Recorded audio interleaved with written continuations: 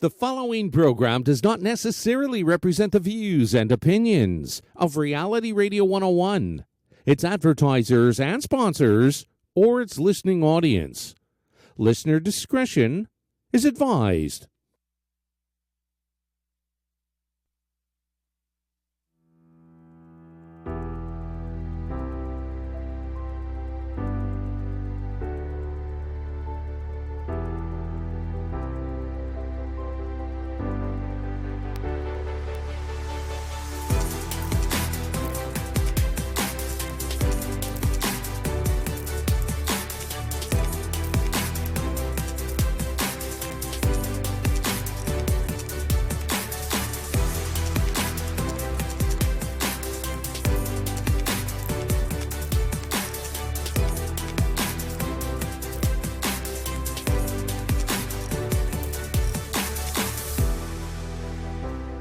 Good afternoon and welcome to the Bear Psychology Radio Show with psychologist, author, and speaker, Dr. Anna Baranowsky, where mind, mood, and what matters to you are discussed. We're broadcasting live from Toronto, Ontario, Canada, on Reality Radio 101. So get ready to talk and email us a message. Our email address is instudio101@gmail.com.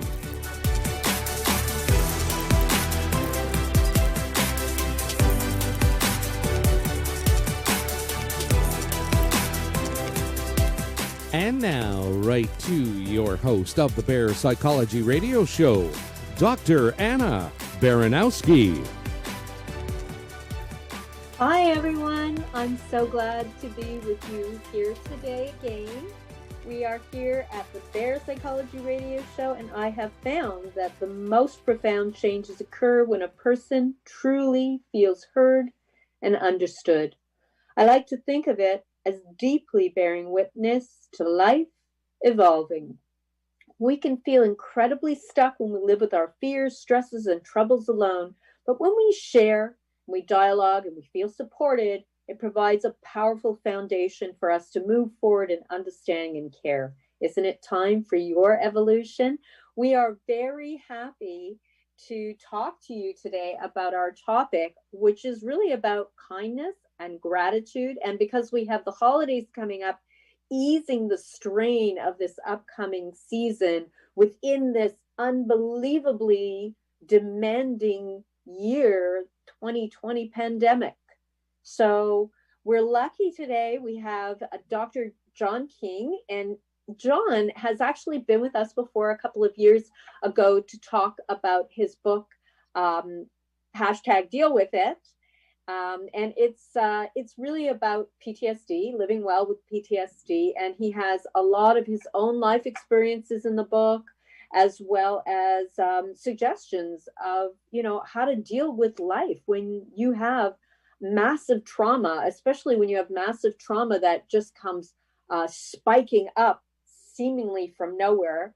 And, you're left dealing with it while you watch your life crumbling. And so, the thing that becomes really remarkable is how do you then pour kindness, appreciation, and gratitude into a life that is really falling apart. It takes a little bit of grace and insight and capacity to really face things that are quite frightening. So I want to start by thanking you, Dr. John King, for joining us again and sharing with us. Well, thank you. Wonderful to be with you. Thank you very much for having me back. That's great. I'm so glad you're here, and we'll look forward to hear a little bit about what's happening with your work and your foundation, Next Foundation, which you can remind our listeners about. And of course, if anybody's interested in John's book, it can be found actually on his website at drjohnaking.com. And of course, we'll add that to the links as well when all of this is posted through social media. So today, what I really want to do is take a little bit of time and, really lean into this idea of gratitude, especially, when we think about gratitude, people have had a hard year. And, sometimes gratitude isn't something that comes easily when things are really tough. And I know that you've lived through some very tough times yourself, John. So maybe you can kind of start with, where did you get your ability to gracefully face what was happening in your life? Sure, thank you. Well, it has been a tough year. I'll just give you a small recap of ours. Got hired on for a very prestigious job, reported a sexual harassment issue, was fired from that job, lost a friend who was murdered under suspicious circumstances. As a result of all that stress, had a heart attack, had a detached retina, and then I just got out of ICU about 4 weeks ago with a near-death experience because of blood clots caused by COVID. So I had COVID back in January. So it's very interesting that you started today talking about that, because this morning I was reflecting on how wonderful my year had been. And in the midst of what, I'm married to a beautiful woman. She loves me. I've got a roof. I've got food. I've got 2 dogs that don't speak English, so they don't understand if I cuss. And I think gratitude's an attitude, and we hear that as a platitude. Yeah, there's far too many oods, but it really is a way to look at life. And there's no point bemoaning a situation. We should find situations difficult. We should find them a challenge. We should find that we have to come to terms and accept some things. But I think part of it is the whole mantra of turning poo into fertilizer. Is like, whatever is yesterday's waste will be tomorrow's promise. And that is purely decisional. That's not based on genes or education or how well you've got it or how tough you've got it. That is just a hardcore emotional and mental decision. And it's a discipline to make that decision day after day, regardless of what's thrown or come your way. Well, that is quite the introduction, John. I did not actually realize that when we started our conversation about you joining us, that you had quite this year.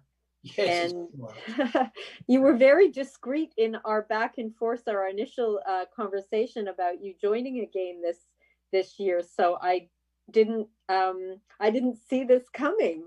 But it's absolutely, this is grace. I really think it's interesting how, sometimes things come together and you don't know what you're going to be presented with. Life kind of demands a certain kind of openness. And I think one of the tendencies is that we can become very rigid when we've experienced trauma and just not allow ourselves to be open or to create a proper landing field for grace to come to the surface. And you coming today on the show is like that. It's like a little grace, because it's such a genuine example of grace. Here you are telling me about all these things. I mean, they're heart-wrenching things. And then, your health and everything you must have faced. I'm sure it was frightening at times. And yet, I hear it in your voice, the willingness for this to be sitting in an okay place for you. Yeah. So that's just beautiful. Well, thank you. This too shall pass. Yes. And it's like grace is, by definition, is unmerited favor. I look at my life every day as a gift, and I always have. I've never asked why what was done to me as a child when I was trafficked, why I had to go through that. I've always asked that it would turn around for good. And I think that's what I had a very interesting encounter in the hospital that might help some people when faced with stressful times. So here I am, I'm going in there, and I was abused as a child, I was trafficked, all that sort of stuff. So touch is difficult. Being around people I don't know is very traumatic. So all of these events, we would say, would be triggering, especially when you have to remove your clothes. You've got all that stuff going on. It's very vulnerable. And so when faced with that situation, it's either I'm going to either walk in humility or be humiliated. I'm either going to embrace this thing and wear my my condition, my issues as medals of honor or their scars for life. So what I did is I talked to the ER person from the very first person. It's like, my name's John King. I have post-traumatic stress as a result of childhood sexual abuse. I have a challenge in the following areas and I need your help. And at that point, I've owned my stuff, but I'm not doing it in a way that I'm a victim. I'm doing it as to invite someone into my space and to make this something that we can do together. And through the entire process of, I was in ICU for 7 days and all that sort of stuff, there was only one incident where it was a little bit of a challenge. Everything else, every doctor, they moved protocols, they did a range of different things to be accommodating and understanding. And I've done that a couple of times in very severe situations. And so to your point, Anna, about how do people respond in times with trauma, I think we have got so much control in terms of what our response is. And I think catch cries like triggered and all that sort of stuff, they don't add to the conversation. We mentioned a little bit of this before we got on air. They don't add to the ability to be able to have a conversation about what is going on. And that's so powerful. Your opening statement was so powerful about how having those conversations can literally, poke bubbles in these building episodes that happen in people's lives. Mm-hmm. As you're talking, I'm thinking a lot about how release and letting go, acceptance plays into all of this. The ability to face our ever-present moment, this one, like the one we're in, and then the one we're in right now, like being fully in this moment. Yeah. And, when we are fully in this moment, the one that we're facing, like you were describing about your hospital moment, owning that realization that your safety demanded of you to speak clearly of what was true for you, what you recognized. You needed other people to see you. Yeah. And so you allowed that to happen. Like, I just think that it's a really beautiful thing. And when I hear my clients start to do that, John, when people start to tell me, I've started to say, I started to tell people, I started to tell the people who I love, that I'm suffering. I started to tell my friends. I told my healthcare providers. They notice that people respond to them in a different way, in a more accepting way. So where is that accepting? It's coming from, well, clearly in your case, it was coming from you first. Yes. And when I hear my clients do it, it always sounds to me like the acceptance is first coming from themselves, this declaration of, this is who I am. I might not like it even, but it is the truth. And it opens doors. So it's quite a remarkable thing. Yeah, that's a very powerful statement, Anna. It's true. You've got to own it. It has to be yours. They're no longer scars of shame. They're medals of honor. This is who my life is. This is who I am. And I'm not going to make any excuses for that anymore. Yeah, exactly. I mean, it's good to know who you are. I mean, I had written in the blog for this show that I had put up a tent in my backyard. It's huge. It's a full-on canvas wall tent, 12 by 14, and it's sitting on a platform so that, like, it's pretty cold here right now. There's snow everywhere, and I could walk into that tent, turn on the heater, and sit in some comfortable chairs in a socially distanced background, of comfort. Even though I'm outside, I can sit with people safely during COVID because, we've got lots of different distance between us and a open air kind of structure. Like it's quite breezy, but it's also nice and warm because it's got blankets and pillows and things like that in it. So it's like, this is the moment that we're living in. We are living in a really strange moment. So, this idea that we can be grateful and adapt to this moment, the one we're living, becomes really important. Not waiting for things to change, but engaging ourselves fully in the unfolding of our life even within this strange moment. So, I mean, I did that because I know myself well enough that, you know, being able to do things the right way and live safely, and yet also have ways to connect with people over the next few months before we all get our vaccines. And while we're still in lockdown here in Toronto, but as we lift the restrictions, you know, these outdoor meetings can be a possibility, but only because I've accepted the fact that I know myself well enough that I needed to create something. I know myself well enough that people are super important to me, and just going with isolation, you know, when I can do something about it, it doesn't make sense. So, you know, this is just a really important thing for all of us to recognize, that we can take ownership of what's happening right now, know yourself well enough to understand what are your priorities and how do you want to live your life in this very moment. We just got a email, and I want to read it to you, John. You'll love this. It says, "Hello, Merry Christmas, Happy Hanukkah to you. I just wanted to say thank you to Dr. King for his book." This is from Denise, I think. Yeah. A friend of mine purchased it and gave it to me, and it really helped. By the way, what accent does Dr. King have? Thank you. That's wonderful. I remember sending it out to Denise. It's Australian, love. I'm an Australian. There you go. Second fleet convict, with a whole bunch of black fella in there, because that's who we married when we were down there as convicts. Yeah, that's right. There's this really interesting history in Australia. I just did 23andMe, which is, I'm not doing a plug for 23andMe. I really literally did this. It just came in a couple of days ago, and it's like it's a way of getting your details about your own genetic history and material, and it's super interesting. Have you ever done that? No, I haven't.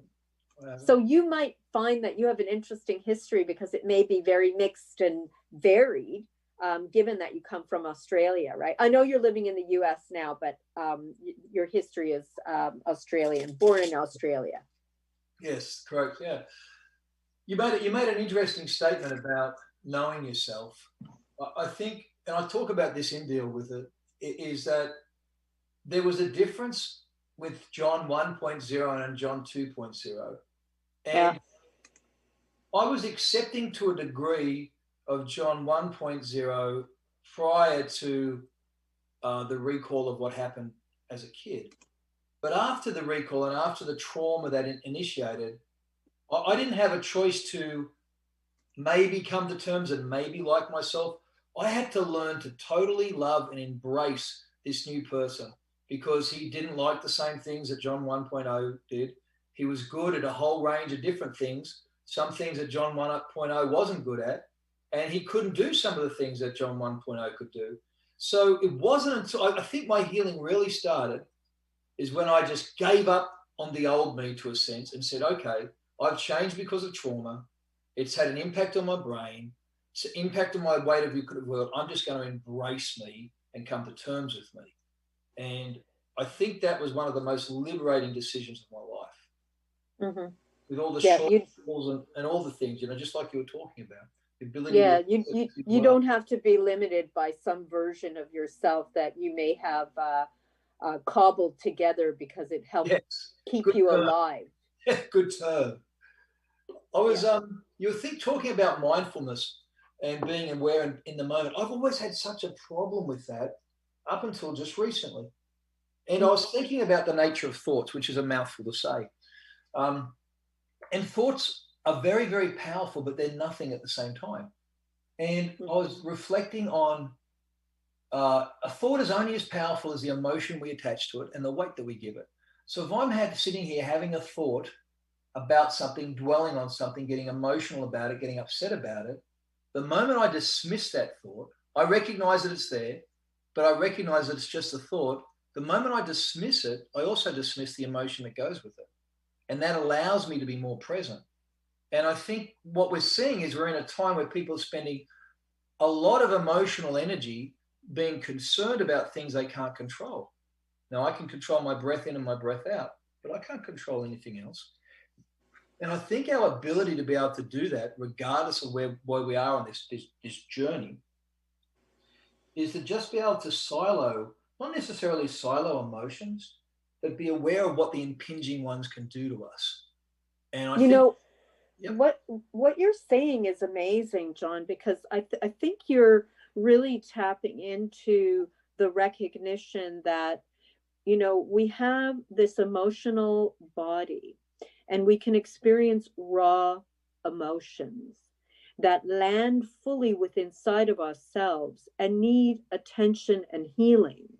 But when we're able to say yes, and all these thoughts that are creating this cycle of pain and suffering attached to old stories, current worries, future fears, they are separate from the body pain that I'm experiencing right now. Like what I notice with emotional pain is that we can get triggered, it can live in our body, but if we're able to just kind of really attend with our breath, with spaciousness, with kindness towards ourselves, and then recognize that the stories don't need to be generating more pain and suffering in that moment. If we could really lean into the place where the pain lives, we can do an amazing kindness towards ourselves, because we're really actually learning how to, you know, breathe with inside of our body and not generate more trouble. Because, you know, the reality about the pain of thoughts is that, you know, a lot of it becomes self-generated. You know, it's not, you know, yes, that, you know, kid who was bullying you when you were 12 that's, you know, right in front of you right now. It's you. yes, It's me. yeah, I'm the one doing it to myself. yeah, So then it becomes really important to kind of really notice, wow, look at how pain lives inside of us. yeah, And then actually attend to that. So now I'm going back to what you said about breathing and recognizing the breath. I think one of the things that make recognizing, staying with your breath and being mindful, I think what makes that very difficult for most of us is this place where we can feel our emotional pain, and we haven't yet come to a place where we're going to accept it fully without giving it a lot of stories. yeah. And I think what I've learned is that the the accepting of it is easier than I thought previously.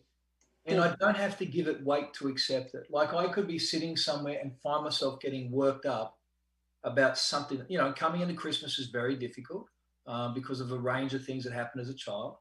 But I can either sit there and dwell on this, or I can just simply say grief. And I identify the nature of the thought grief. And I just let it Mm, go. Because I've identified it, I've given it a name. It now has no hold over what I'm presently doing, which would be giving with my family or having a conversation with you. I just let it go, grief, you know, or judgment, condemnation, you know, fear, rejection. And once I identify it for what it is, I call it by the name associated, just very calmly. It takes all the sting out of it. And once it starts to, because it floats into my mind, and once we get it in our mind, we think we're caged there. But what I've found is if I allow it to float in and then allow it to float out, it just floats out. It can float in. I could get really worked up. But the moment I recognize, man, this is happening in my head, grief, it just floats out. It loses all its power. It's the most amazing thing. I love that. And you know what that speaks to is the shadow. So if we have certain emotions that we have rejected fully and we don't want to integrate, or on some level we're too frightened of them, Mm-hmm. then in our pressure to reject them or to suppress them, we create this kind of pressure cooker of real pain and suffering within inside of ourselves. I think that's really beautiful. Just, you know, using your word, grief. It's like, here it is. Yeah, that's what it is. Just owning it and being okay with it. I've got another email and I want to read it to you. This is so sweet. I think people really see you, John. I think people really, I mean, because just hearing you speak today, it just is so powerful. Here, from George. Dr. King, you are my hero. Oh my God, I can't believe all the adversity that you've gone through this year. Wow, what a year. Thank you for your positive thoughts and comments. You just helped my life today. That's nice, isn't it? Really nice. It is. It's really, really nice. Very worth it. I think, like, let's unpack just a little bit the anger issue, because I get it. Okay, so for those that don't know, I was sexually abused from 4 to 16 by my mother and her friends. I was trafficked. That's what we'd call it today. Trafficked for a lot of years, and I had recall of the events when I was 45, and my life imploded. Total cluster, destroyed it. I went from traveling the world, 120,000 air miles a year, making a bunch of money, to totally catatonic, couldn't get in an elevator, couldn't get on the freeway. So I can get very angry about not what was done by me, but what was done to me, and the fact that it destroyed a marriage, destroyed my relationship with my kids, my career, my ability to make money, all that stuff. And legitimately so, to a degree. But it does me no good, is the decision I came to. So when I talk about owning the anger, it's still there. Like, if I dwell on that stuff, I get really angry and really pissed off. And I get really angry and pissed off at all the people involved.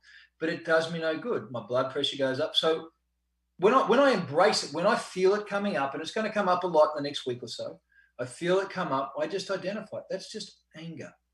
I'm not processing any emotions. I'm not giving my time to dwell on it, because I've done all that for years. I've unpacked it. I've looked at it. I've come to terms with it. This is, as you said, the shadows of the echoes. Now, can I reconcile being anally raped by my mother with a green plastic soldier because I didn't put my toys away? I can't reconcile that. So there's nowhere for me to file that as far as, happy childhood experience. But what I can do is I can look at it and go, okay, sad, unfortunate. So by labeling that, it takes the sting out of that event, classifies it as something that I can label and file, and it just drifts back into its file drawer. And I found that very helpful. Yeah, it doesn't have to represent who you are as a human being at this moment. That you could be the gracious, remarkable Dr. John King, even when you have a history like this. And I think that's really important to recognize that, it doesn't matter who you are, what your title is, or any of these things. It's just irrelevant. We live in a world where life is very messy, where people who shouldn't have children, and people get injured.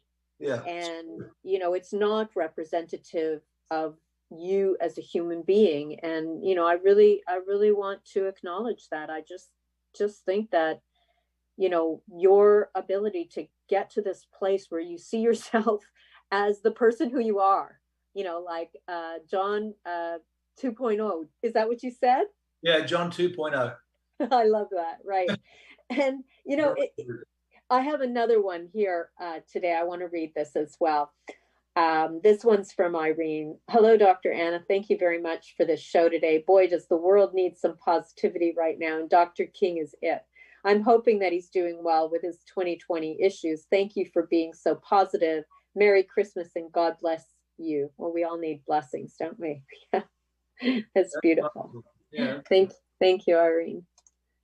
What's interesting, Anna, is that everything that I've been through this year, the hardest thing happened last week. Yeah. I went to a doctor. I needed to see a doctor about something.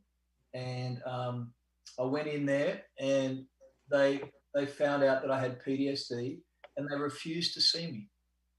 They refused to give me medical care because I had post-traumatic stress disorder. I know. Violates everything in federal law in the US. But this person was just so fearful of, I'm 6 foot, 220 pounds, physically fit, and she somehow thought I was going to pull out a gun and go postal. She'd already came to a whole range of conclusions about how I was going to respond. Mm-hmm. And that was really, really difficult for me to handle. And it comes to your statement, and I love it. I haven't heard anyone, I've used it myself, but I haven't heard anyone else. It's the need to be heard, the need to be seen. I wrote a piece of poetry once, and it just simply said, I scream because I need to be seen. And I think so much of our over vocalization and our very harsh response is we feel like we're drowning and everyone just speaks Mandarin and we're yelling in English, and the louder we yell, we just want attention. And it's because we're not seen. And I think that's an incredibly powerful statement you made. Mm-hmm. Mm-hmm. Yeah, I think there's a lot of truth to that. And, you know, the part that I think is really remarkable is somehow I know that you handled it with grace. You didn't scream, and you somehow found a way to navigate that. And that's what I want to know about. Well, what did you draw from in that moment? To be honest, I wasn't handling it well.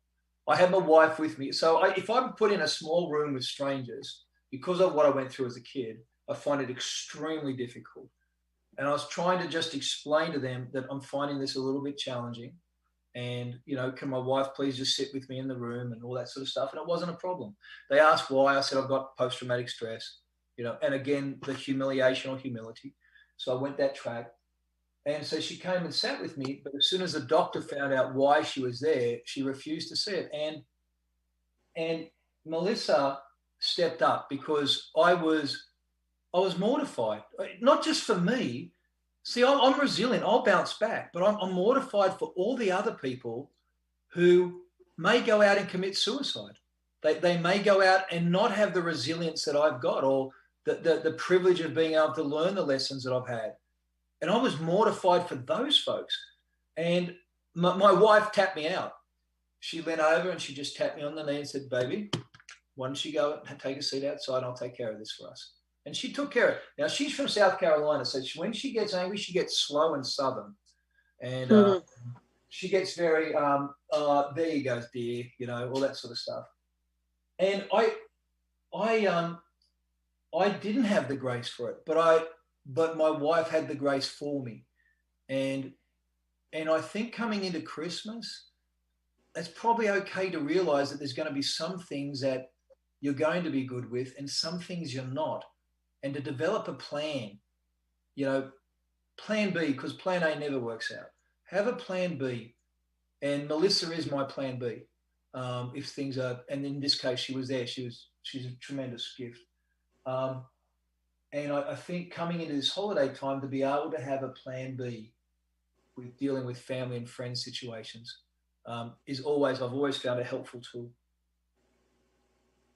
Yeah, I mean, when you describe this story, your ability to allow her to say, let me handle this, and you stepped away. Yeah. You know, that there is something about that, John. There's something about that is really beautiful. Yeah, you're right. That really is where the power was with that. And I think that comes out of, you know, having the sort of relationship I'm blessed with having with Mel, but the openness and vulnerability and her ability to be able to see and hear my voice start to rise because I'm not being seen. I'm not being seen. I'm no longer a person. I'm now just an illness. And I was obviously getting vocally louder, and that's when she tapped me out. So her being aware and having a partner who is aware and doesn't see me broken, but sees me as better. I think that's very powerful. That's a beautiful story. That's a beautiful story. And I'm so glad that you have her in your life. I mean, it's really something when we find people who know us well enough and we trust them well enough to step away from our own pain and just trust, right? Yep, just said so well, just to be able to trust. Yeah, which isn't always easy, but boy, does it ever kind of shift us into a new place. I don't know if you're familiar with Brother David Steindl-Rast's work. He's an interfaith monk. He did a really beautiful TED talk, and, you know, he talks a lot about, you know, grace and being grateful. And this is to quote Steindl-Rast. He says, we all know people who've had lots of misfortune that we ourselves would not want to have. And they are deeply happy. They radiate happiness because they're grateful. But Steindl-Rast goes on to say, it is not happiness that makes us grateful. It's gratefulness that makes us happy. And he goes on, you know, in this incredible TED talk to kind of unpackage, you know, what gratefulness is and how it works. And, you know, he explains that when something, you know, when somebody is completely and truly giving to you, like your wife was, let's say, you know, she's not going to get anything out of it. You know, she's just doing it because she truly wants to, from the fullness of her heart, to give to you. That's the beginning of gratitude. Yeah, it is. It very much is.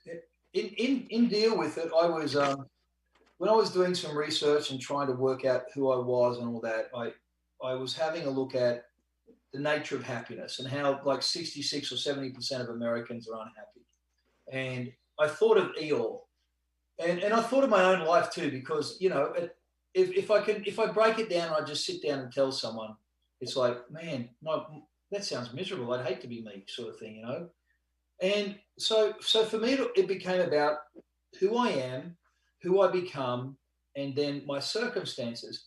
And what I figured out is that if I'm 50% happy with who I am, and I'm 40% happy with who I'm becoming, then happiness comes down to 10% of circumstances. So the impact of the rest of the world on me is really only 10%. They can't hurt me any more than that.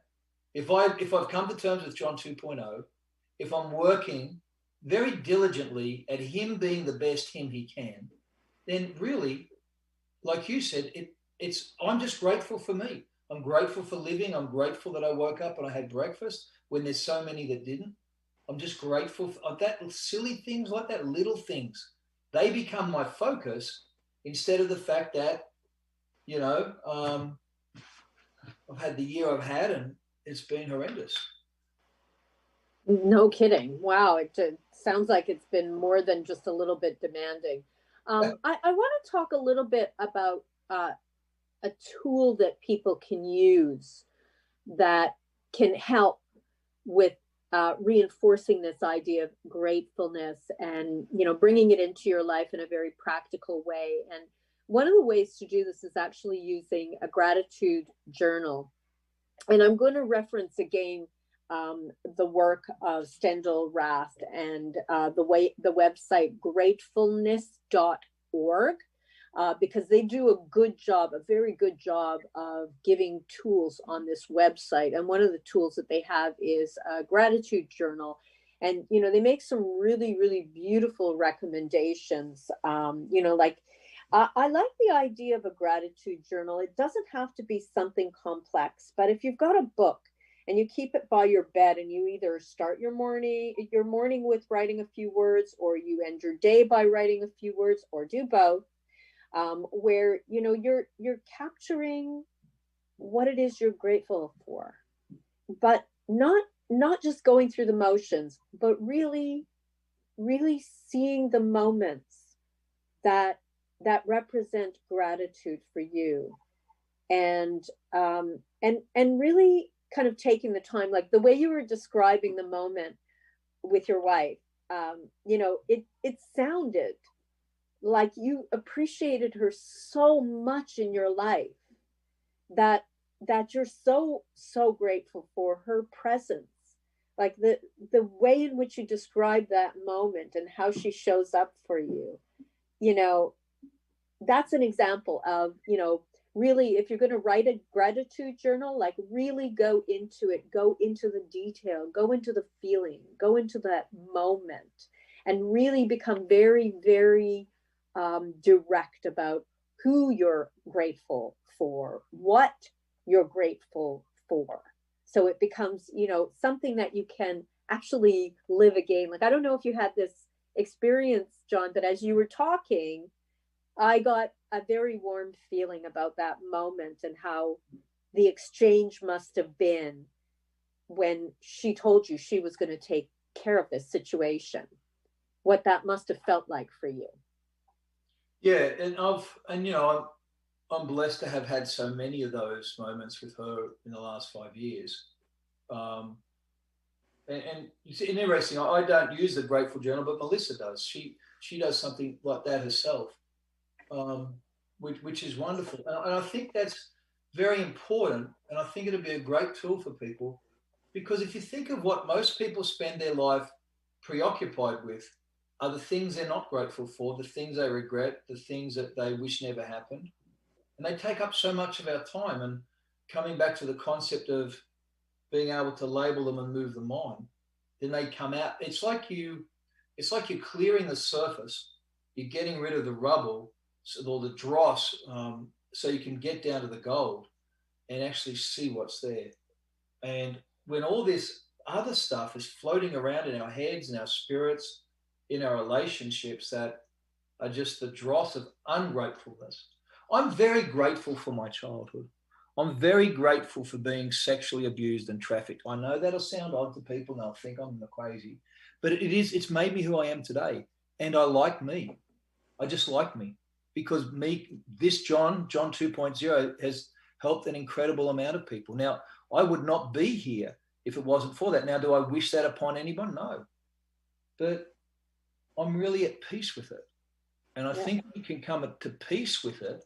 That doesn't take away the sting of it or the pain of the memories or the fact that I still had to deal with something last week related to it, but it slants the whole conversation and looking at life a little differently. Absolutely. And I love the fact that you can recognize that it may not have looked like a gift, but it laid the foundation for who you are today, this John 2.0. This one is from Michelle, and she says she loves John. Well, she says 1.0, but I think she meant 2.0. Brilliant. I'm going to use that for me. Thank you. So I think people are really relating to this. It makes a lot of sense. I think a lot of people have had turning points in their life where they realize they can let go of certain things if they will only let themselves have the freedom of that. This one is from Joan, and she says, after hearing Mr. King's troubles, mine are so insignificant. Thank you for discussing. May God bless you. Love your profile online with the pipe. Very sophisticated. I think we had a comment about that the last time too, John. I think somebody wanted to send you some tobacco. Please. I'd love to get some tobacco. Come on. I need a good tobacco and a good Canadian pipe. That's what I need. Oh, okay. This one is from Scott, and he says, hello, where can I get Dr. King's book? Do you want to talk a little bit about your book? And you know what? I remember a passage when I read it about you getting, I think it was a CAT scan. Uh-huh. That was a turning point for you. Do you want to talk about that, and also where you can get the book, and what your inspiration was for writing it? Sure. You go to drjohnaking.com, and the books there that deal with it is the name of the book that deals with the recovery. There's another book there called No Working Title, A Life in Process, which was my first book. It's a collection of poetry about the impact of sexual abuse and trafficking. It's not safe for work, but you don't want to leave that around for the grandkids on the coffee table. It'll traumatize those little buggers. So I was at a medical conference, and there's some new technology, which was portable brain scanning stuff. And I was sitting around, and they said, any volunteers? And I volunteers, and they put this thing on my head, it's like a sieve, and we'll see kangaroos hopping around the top paddock and blah, blah, blah. So I did a little test, and we went on and had the rest of the meeting.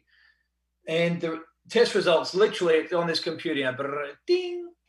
And the doctor was looking at this report on the screen, and he leaned over and says, I need to have a conversation with you urgently. So, okay, sure. And the whole room goes quiet. They were all expecting to laugh about the kangaroos. So he took me outside, and he said, when did you serve in the military? I said, I never have, sir. He said, well, no, that's not true. I said, well, okay. I can only tell you. I said, no, what I'm seeing here is trauma to the brain of such an extent as some of the worst cases of post-traumatic stress that we've seen in veterans. So, okay. So what about professional sports? I said, well, I boxed and played rugby. He said, no, I'm talking about an incredible level of TBI. And I said, well, He said, well, what was it? And I said, I was sexually abused from 4 to 16. So they were able to map it in the brain and how it changed, and working with the frontal lobe. My frontal lobe, is non-functional in some ways, and then the hippocampus, and that's the fight and flight responses. So there was physical evidence of it. Now, mental illness is that unseen disorder. And my parents denied what they did to me, as they all do, and all that sort of stuff. So for me, all of a sudden I was having an external third-person valuation, and it freed me. It freed me to just accept my reality as true, and that ability to embrace it. I talk about that extensively and deal with it. I talk about how that gave me the ability to rewrite my future. And these were some of the things that culminated in giving myself permission to graduate from trying to be John 1.0. I no longer was A-type. I was no longer driven like that. I wanted to sit around, write poetry, and smoke a cigar. It was literally poles apart. And the ability to be able to do that and give myself permission to do that was why that scan was so important. The reason I wrote Deal With It was I just finished filming a documentary called Stopping Traffic. It won a whole bunch of awards, and we were traveling around at all the premieres with it. And people kept on asking me why I wasn't crazy. And I have to keep on getting up and talking about some of the lessons. And I thought it would just be helpful for people to do. So, brought a box of cigars and sat in the garage at 115-degree heat in Texas in 6 weeks and wrote it. And it really was the condensation of, 10 years DIY psychology and trying to come to terms with trauma, because there's not a lot of material out there about the impact of trauma, particularly sexual abuse by women on men. There was nothing out there. There's no support groups. This is 15 years ago. There's no support groups, no books, no references. So I didn't have anything. So that's why I wrote Deal With It. And it really is, Deal With It is just about overcoming trauma. It's been a massive adoption in the military and law enforcement. So it's been very well received, which I'm very grateful for. That's beautiful. Yeah, I mean, trauma, unfortunately, it's the great human equalizer, that none of us get to live our lives without being exposed to something. Your story is,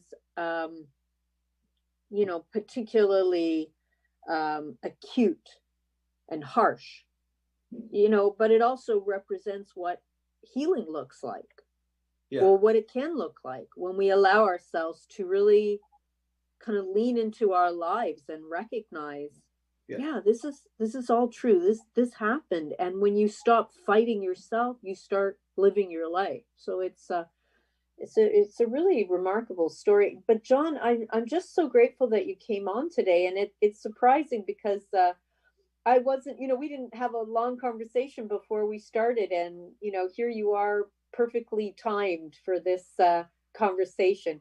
This one is from Peter, and he says, the show is amazing. What a story. Very brave to share all of this. I cannot imagine people going through this in their life. Thank you to both of you for the help. Merry Christmas, and may 2020 be better for you and all of us in this world. And yes, I say yes to that, Peter. Yes, I'm going with that. Yes. And exactly. Patty says, hello, thank you for this show today. This is so sad what Dr. King and others have and are going through. What horrendous situations in life. I'm so sorry and saddened to hear these things. And thank you for discussing these issues. You're so brave. God bless you. You know what, John, that it occurs to me that, your tragedy and trauma, from the way you describe it, is also your gift. Yeah, that's a good way of putting it. I wrote a meme, and, people ask me what my doctorate's in, and I say turning shit into fertilizer. And it really is that. I just have a resilience, and I'm gifted. My therapist gave me that gift. She said, you're the most resilient person you've ever met. At that point, because I never called myself a victim, I refused to associate myself with the words. I experienced childhood sexual abuse and recall. I was not a victim of it. When she gave me that gift of that single word, resilience, that's who I was. From that moment on, I was resilient. And whenever I thought about myself, whenever I had a bad day or a downer, I was resilient. John 2.0 is resilient. And I think the ability to be able to hang on to something like that, it changes everything. Mm-hmm. Yeah, because you've now conceptualized yourself in an absolutely new way. Yeah. You know, it actually, this whole story is also making me think about kindness, which is another piece of what I said we were going to talk about today. And you know, it's interesting because, okay, you're getting obviously kindness from this therapist, from Melissa, and also from yourself. But you know, this whole thing about how kindness needs to be part of the solution, you know, and that it can actually make a huge difference. For example, if the staff at this clinic that you went to might have been able to hear that you have PTSD and respond with kindness, how differently things may have unfolded. And, you know, a lot about, you know, dealing, you know, with trauma, you know, when you're facing other people who are struggling, you know, they may be behaving in a way that you don't understand. And when we're able to respond from a place of like appreciation, valuing another human being's suffering, recognizing that, you know, this is a natural condition, like we're all suffering, that's a natural condition, it's true. It doesn't have to, you know, mark our life in terms of, you know, yeah, I'm all a bundle of suffering, but you know, we can actually recognize this in other people, like the suffering of those medical professionals who just seem to be frozen and incapable of responding and seeing you accurately in the moment. Yeah. But I like this quote by Dr. Richie Davidson, who says, kindness is teachable. It's kind of like weight training. We found that people can actually build up their compassion muscle and respond to others suffering with care and a desire to help. Davidson is at the University of Wisconsin, and there's a lot of research on kindness. Yeah, his work is wonderful. It really helped me early on with Facebook. Oh, wonderful. Yes. Okay. So you understand where I'm coming from with this. Yeah. And you know, there's a lot of work on this. In 2010, Harvard Business School did a survey of happiness in 136 countries, and they found that people who are altruistic, in this case, people who are generous financially, such as, you know, making charitable donations, these were the happiest people. So, you know, whatever the driver is, it's not that they're giving money or support that makes them happy. They're happy and they are giving and generous. So, you know, here's a thought for you folks, because the moment they hear about, and I actually spent a lot of time and deal with it, unpacking these two particular writers and studies, because I was having a challenge, because I was absolutely stinking miserable and didn't like anybody, mainly because I didn't like myself. So I came up with the understanding that people have three things to give: their time, their talent, and their treasure. And we sow what we have in order to reap what we can't buy. So the things that we really want to reap, we can't put a price tag on them, but we sow what we have. So if I've got money to sow, I can sow money and I'll reap it back in another area. But if I've got time or talent and I find a way to give, even if that giving is a word, it's a hug, it's an action, it's gracefully giving someone my car park because they seem to urgently need it more than I do. Sure, there you go, have it. Now, mind you, I might flick them off and tell them to go, you know, whatever. There's also that possibility. But on a good day, that's not going to be the way it is. So I hope your listeners don't think there's no halo in this. The only halo in my life is the one I strangle myself with occasionally. But that thought of, we're not limited, as you said so wonderfully, and it's not about money. It's about the attitude and the action that sits behind it. Be that time or be that talent or be that a gift card or whatever it is. It's that whole process of giving beyond yourself to someone that you can't reap a benefit from. And we'll reap it in another area of our life. Yeah. It's so true.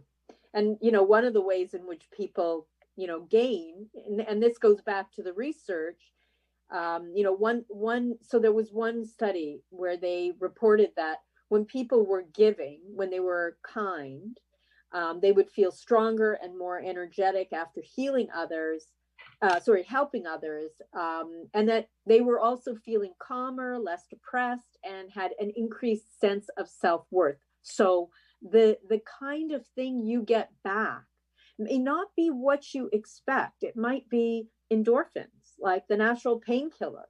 It might be a sense that you're less stressed, because when you're kind, there's some studies that suggest that you have less cortisol running in your body. That's the stress hormone. So things start to settle down. You're less anxious when you're generous. Like it's just an amazing thing. When you are kind to others, it frees up energy and it gives you the sense of being more at peace with inside of yourself. So boy, the rewards are quite amazing. We only have a few minutes. Believe it or not, the hour goes very fast. I want to read through a couple more of these emails, John, because they relate to you, and people are very, very grateful that you are here, as I am. This one is from Alice, and she says, thank you, John 2.0, genius. Merry Christmas, Happy New Year. You are an inspiration. Thank you for the Christmas gift for me. I think that's you. That's so sweet. This is from Lisa. She says, I wanted to say how inspirational your guest is today, and how touched I am by his story, and how he's placed a bigger glimmer of not just hope, but almost like a destination in my mind by the way he has been living, and especially dealing with triggers and big emotions that he faces.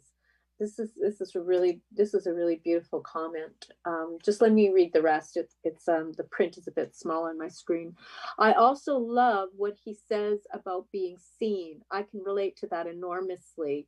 I've thought so much about attitude and the choice to be positive and grateful. I call it living your life with your cup either half full or half empty. I know that despite my own personal trauma, I do live and see my life through the lens of a cup more often half full. But I really believe that many people who live through the lens of the cup half empty are not aware, and it is not a choice for them.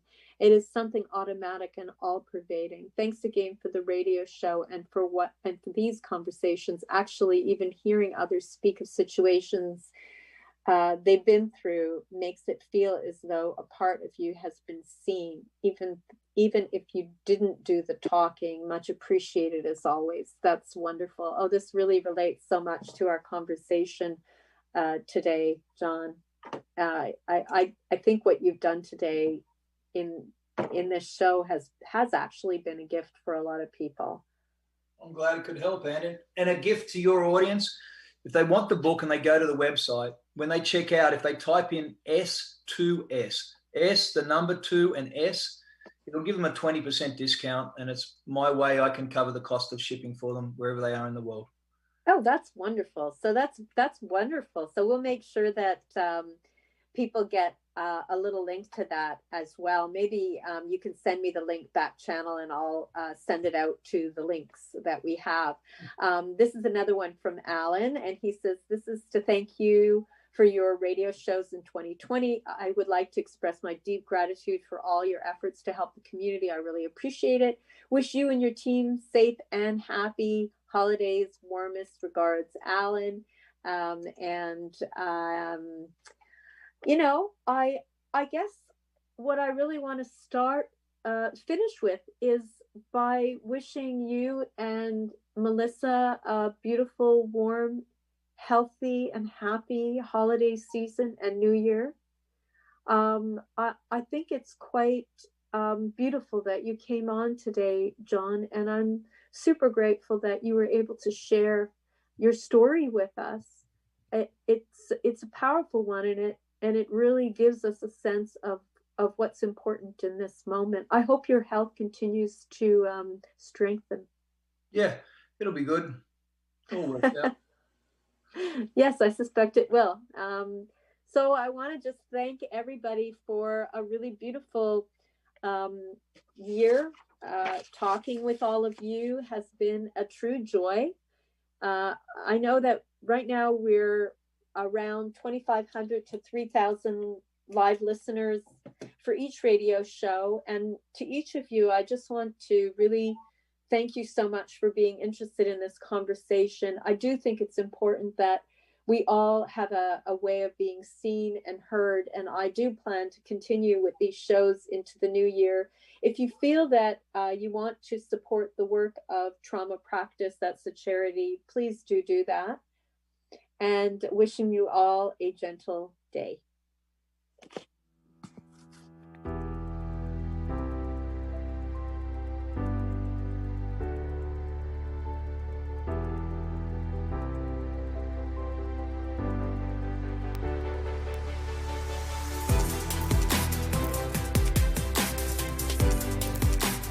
Thank you for listening to the Bear Psychology Radio Show with psychologist, author, and speaker, Dr. Anna Baranowsky, right here on Reality Radio 101.